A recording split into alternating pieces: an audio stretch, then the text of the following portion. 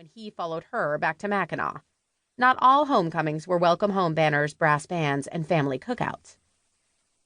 What we should do, Fiona offered, is not touch anything and call the police. Except Molly's on desk duty tonight, and you know how she is with bodies. Nate's usually hanging around, but he's up at the Grand Hotel at $100 a plate dinner getting an award for spearheading the campaign to repair the limestone walls around Fort Mackinac. After 250 years, they're starting to look like Swiss cheese. Sutter's having his dessert about now, and raspberry creme brulee is his fave. He won't be happy if we drag him away. Happy?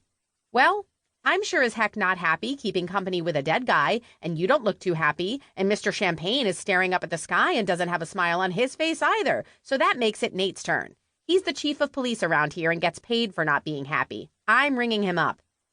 You're just pissed that you didn't get creme brulee. I dug Sheldon, my beloved iPhone with penny knock knock knock as a ringtone, out of my pocket and held it to the sky.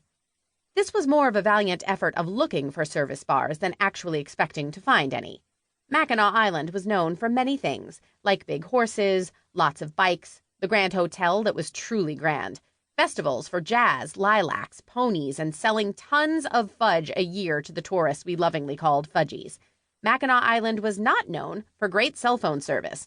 Heck, it was known for no cell phone service.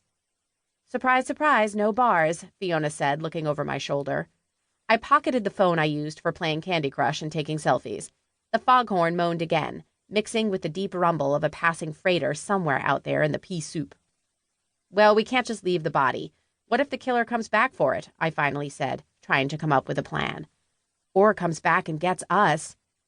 We eyed the string of hazy fluorescents dotting the pier and leading back to the warehouse where we started. You know it's locked. There's a landline inside, and these are desperate times. We trudged our way back up the pier, gravel crunching beneath our feet, as we crossed the lane to the warehouse.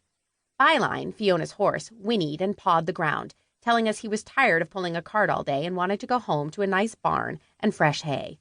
I could relate, except for the barn and hay part. I was more of a flannel Hello Kitty nightshirt and hot cocoa kind of girl. This rock should work. I picked it up and started toward the warehouse window when Fiona grabbed my hand. What in the world are you doing? Captain will have a coronary if you bust a window. Just pick the freaking lock. That zipper pull on your fleece has 2 purple paper clips attached. My guess is they're not strictly for decoration, and if you break the window, it'll set off an alarm. Nate can contact the alarm company to shut it off, and if I pick the lock, he'll get suspicious about other conveniently opened doors during our island capers. The Rock is an innocent bystander, same as me. Girlfriend, when it comes to you, Nate will never believe the innocent part. 20 minutes later, Nate Sutter, local police chief and celebrated hunk, trotted toward us on Shakespeare, his trusted steed. Through the mist, I could barely make out police stenciled in reflector yellow across his windbreaker and baseball cap. What, no tux? Shakespeare's got a phobia about bow ties. Sutter studied Fiona, then me, then the busted window.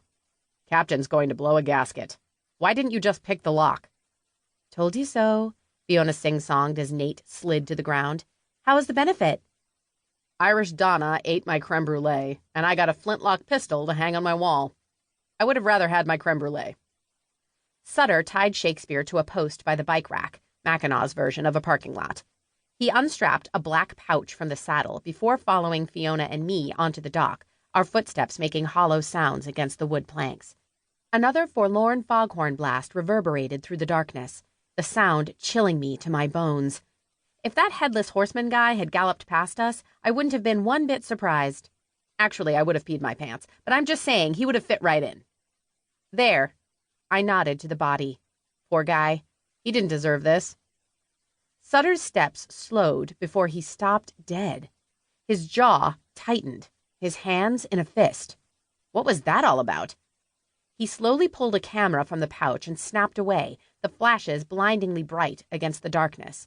He moved side to side for different angles, then hunkered down beside the body cocooned in the damp mist. Why didn't the killer just dump the body in the water? I added. I mean, why leave it out here on the dock for the entire world to see? We've got 2 deep lakes right here, big ones. Disposing of a body is a snap.